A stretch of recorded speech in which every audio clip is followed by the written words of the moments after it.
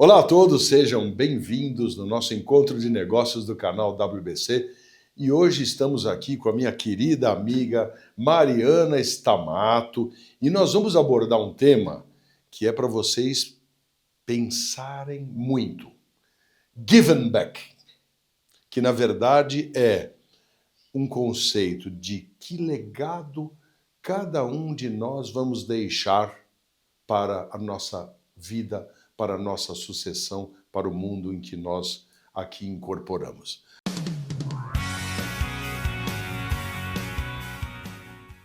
Mari, sempre bom vê-la, estar com você, vindoura da Europa, depois de muitos anos de grandes operações. Bem-vinda.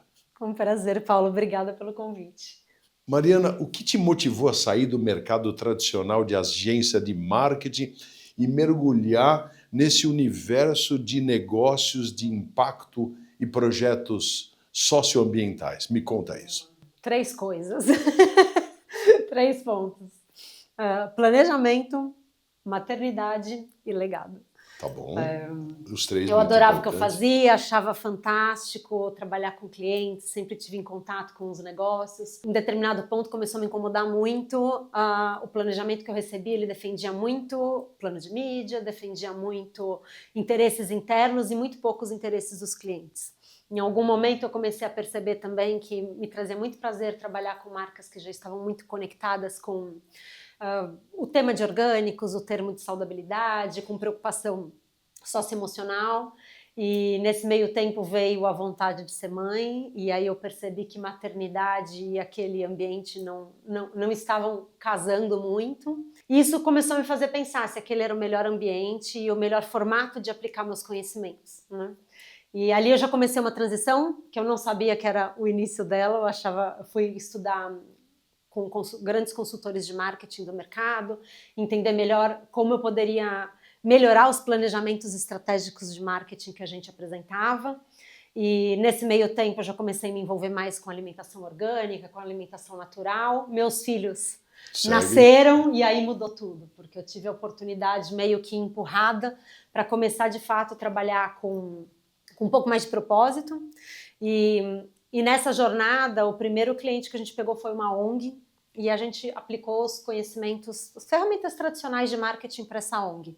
Foi um trabalho fantástico. A gente percebeu que para uma ONG, os conhecimentos mais básicos que a gente tinha de marketing já causavam um efeito maravilhoso de posicionamento, de entendimento e de negócios, de melhorar a captação de doação. O segundo cliente veio, e esse segundo cliente já era uma startup de combate à fome e ao desperdício de alimentos. E ao longo de 4 meses a gente trabalhou junto por um planejamento estratégico de marketing, e o feedback que a gente recebeu para mim, foi como uma faculdade. Aprender marketing através de um planejamento para minha própria organização, de novo, uma pequena organização. E aí a gente pensou, poxa, por que não começar a aplicar o nosso conhecimento, o nosso trabalho, né, de marketing para startups ou negócios que vêm para endereçar um negócio sócio, né, com um objetivo de resolver algum problema do mundo, com o objetivo de trazer as temáticas socioambientais para a criação de valor e, por que não, para gerar lucro para o negócio também. Puxa vida, e o conceito do Giving Back? Giving back. Bom, nessa jornada toda a gente tem conversado com muitos empreendedores, com muitos empresários, muitas famílias que desenvolveram negócios e receberam muito. E hoje existe, né, com toda a preocupação do mundo, crise climática, COP30 chegando, muita gente começando a se preocupar como é que devolve para a sociedade tudo isso que recebeu até agora, né? E muitos empresários, a gente tem sentido que existe uma vontade muito genuína de devolver isso de alguma forma, e que existem causas que podem ser endereçadas, ODSs que possam ser endereçadas dentro das organizações que esses empresários, que esses líderes já lideram, e a gente pode criar programas que endereçam isso de alguma forma, né? Programas que conectem a causa da família ou a causa que esse empresário acredita que seja um caminho legal para endereçar impacto, mas conectado com a própria empresa, conectado com o core business. E isso pode envolver tanto capital filantrópico quanto capital comercial, doação e negócios de investimento mesmo em negócios socioambientais. Mas na sua visão, como é que o setor privado pode se tornar protagonista para, sei lá, criar grandes desafios socioambientais no nosso tempo? Como é que você vê isso? Vamos lá, eu vou começar com um passinho atrás, né? Quando eu comecei a me aprofundar nos estudos de sustentabilidade, de ESG, de negócios de impacto socioambiental, e comecei a lidar principalmente com as startups e com aquele público um pouco mais ativista que começa um negócio próprio, pequeno ainda, mas já com uma bandeira de resolver algum problema da sociedade, a gente que vem do marketing era visto meio como um patinho feio, né? Todo mundo olhava meio de lado assim, poxa, mas o marketing, né? O marketing é do mal, né? O que essa pessoa está fazendo aqui? Revolucionária. Né? É para vender mais, é o mundo capitalista, é para ter mais lucro. E aí eu comecei a pensar, poxa, mas foi tão bom nos projetos em que eu comecei a aplicar a metodologia de marketing para ajudar negócios, startups de impacto socioambiental de fato se posicionarem e crescerem, venderem mais. Por que a gente não pode usar a mesma lógica, né? E desmistificar, quebrar esse paradigma de que marketing ele é do mal, ele é só para vender mais, sim. Mas eu acredito muito que o marketing ele tem um caráter hoje, e eu costumo dizer isso, baseada nos ensinamentos do mestre Francisco Madia, que me ensinou muito sobre planejamento de marketing, que o marketing hoje tem que ser visto como a ferramenta mais moderna de administração que a gente tem, né? E é uma ferramenta de conexão.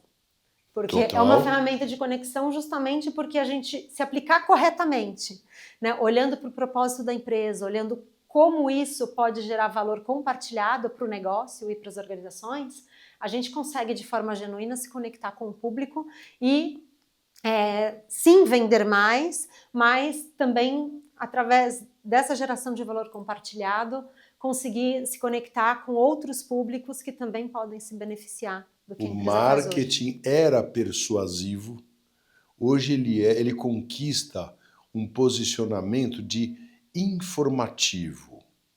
Ele leva muitas informações de altíssima relevância porque mudou. Antigamente era venda, hoje é a informação que conscientiza e atrai aquele que tem interesse em se conectar, se associar a esse conceito. Mudou muito o posicionamento, né? E você ajuda empresários, né, que têm esse desejo real de contribuir, mas não sabem eventualmente como começar esse tipo de atitude. Eu tenho sucesso na minha empresa, o que eu vou deixar como marca, como legado? Como transformar essas vontades reais em impacto? E deixar um legado, talvez não para a história geral, mas para as nossas famílias, para os nossos amigos, para a sociedade como um todo. Como é que faz isso? Como é que começa? É muito bonito, é muito lindo quando a gente consegue conectar os dois setores, né? O segundo e o terceiro setor. É o 2.5. Você tem o 2,5, que são as empresas que nasceram de fato com o objetivo de gerar algum impacto positivo, mas você tem também as empresas tradicionais que estão lá no segundo setor e que de alguma forma até gostariam de endereçar as demandas do terceiro setor. Mas não sabe como dar o primeiro passo. Mas não sabe como começar, exatamente. Às vezes a gente tem um interesse genuíno, mas a gente não sabe como dar o primeiro passo, que tipo de estratégia usar. Às vezes a gente não tem braço, né? Falta estrutura, conhecimento, e o que a gente faz é justamente ajudar a tirar do papel, entender qual que é esse desejo genuíno e desenhar, né? A co-criar mesmo caminhos possíveis em que você possa, através da tua empresa ou de um desejo de doação ou de um desejo de investimento mesmo, como estratégia de geração de valor para fora e para dentro da organização, criar programas. Então, eu posso citar um exemplo, por exemplo, de um programa que a gente desenhou muito recentemente, um empresário do sul do país, uma empresa de meios de pagamentos, a família já tinha um desejo muito antigo de trabalhar com educação, eles acreditavam que a educação era o caminho para resolver muitos problemas, E por ser uma empresa de meios de pagamento, eles já tinham tentado fazer isso através de programas internos, né? Vamos fazer um programa de educação financeira, vamos falar com os inadimplentes da nossa base. E o programa não conseguiu ser bem sucedido de maneira nenhuma fazendo dentro de casa, porque eles não conseguiram acessar as ferramentas corretas, ou o público correto, a estratégia correta. Do lado de cá, nós, através da nossa consultoria, também estávamos pensando o que a gente podia fazer para endereçar as ODS, para endereçar pauta ESG dentro das organizações, e a gente também estava acreditando que educação era o caminho.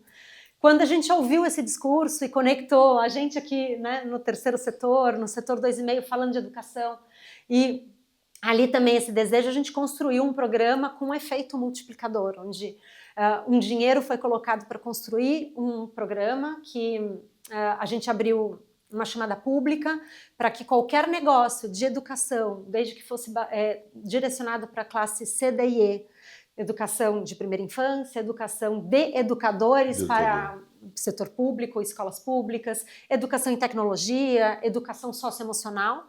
A gente selecionou a gente conseguiu uma base de 47 negócios que se inscreveram para participar dessa jornada.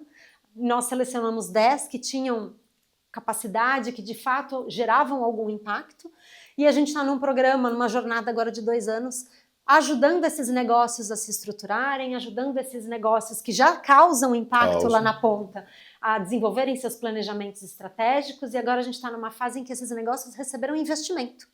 Eles foram investidos pela própria empresa, e eles vão pagar esse investimento de volta, então não é um dinheiro totalmente de doação, é um dinheiro que volta, quando a gente fala.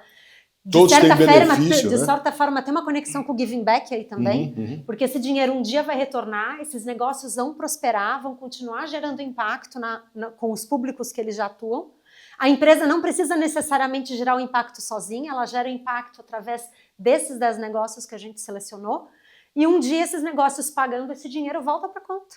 E a gente pode reinvestir em outros 10 negócios na área de comunicação e construir um circuito virtuoso aí, de como esse dinheiro vai continuar se multiplicando e gerando mais impacto através de outros negócios. Ô Mari, você acabou de dizer, bom, então, por outro lado, quando o empresário tem por objetivo usar a sua imagem da empresa, né, para fazer isso, ele tem de cara algumas barreiras culturais na organização, né, que podem refletir, primeiro, como falta de entendimento, eu adoro essa palavra, né, entendimento da sua estrutura, das pessoas, dos colaboradores, de que não, é bacana isso, eu posso até colaborar, mas eu não sou pago para isso. É como se você criasse, de certa forma, mais tarefas internas para o meu envolvimento.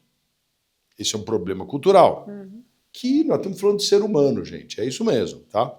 Então, que tipo de barreiras ele precisa superar internamente? Conscientização, quer dizer, a elaboração do projeto tem de ser muito bem estruturada, por isso que a verticalidade, na maioria das vezes, não funciona. Precisa ter profissionais já gabaritados, moldados a essa expertise, para poder implementar isso de uma forma cujos fatores reagentes internos sejam aderentes.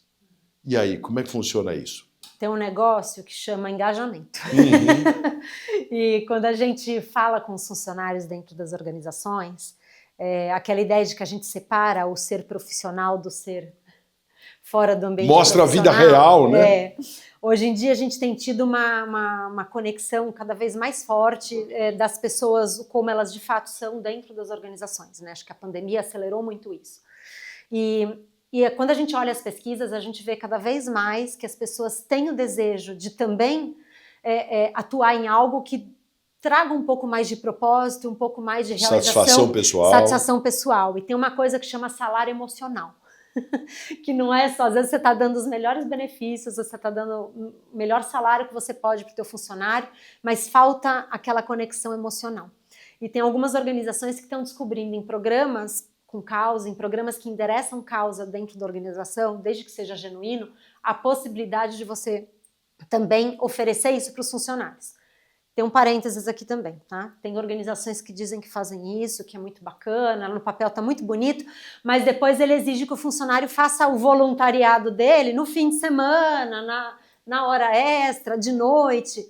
É importante que as empresas comecem a incorporar isso de alguma forma no período de trabalho do funcionário. Porque assim como todos nós, ele tem família, pode ser que ele tenha filhos, também tem uma vida que ele precisa honrar fora da empresa, né? E essas coisas não podem ser vistas de forma dissociada.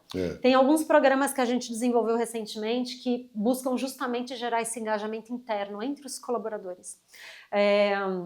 E a gente gera um programa, os colaboradores, por exemplo, esse programa de educação que eu comentei, a gente abriu para os funcionários, para todos os colaboradores da organização, que eles se inscrevessem. Olha, eu gostaria de mentorar esses negócios na área X ou na área Y, eu sou especialista em marketing, eu sou especialista em contabilidade, às vezes você tem um cargo que não é de diretoria, não é de gerência, mas você tem um funcionário extremamente habilidoso numa área de redes sociais, por exemplo, ou de habilidade de soft skills que podem ser compartilhadas com esses negócios que estão sendo acelerados, que estão sendo fortalecidos nessa jornada. Elas se identificam, né? Que se identificam. E foi muito lindo que a gente fez um trabalho de formação para esses funcionários que se voluntariaram.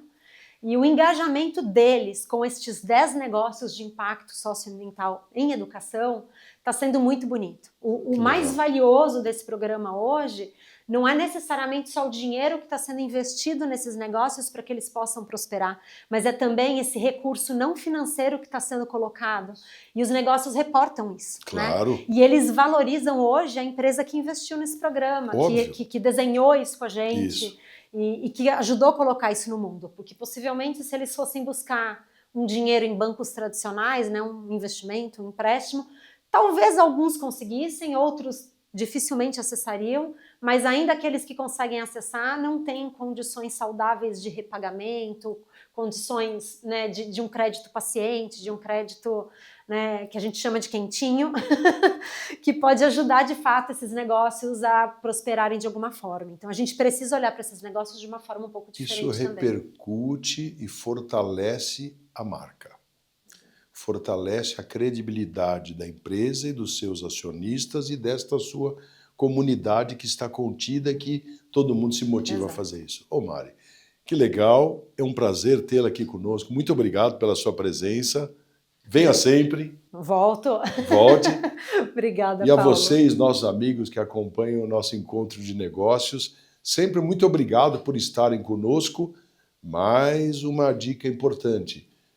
É importante a gente construir esse legado para poder deixar adiante todo esse empenho, a gente se preocupar muito com a nossa coletividade, não com a individualidade.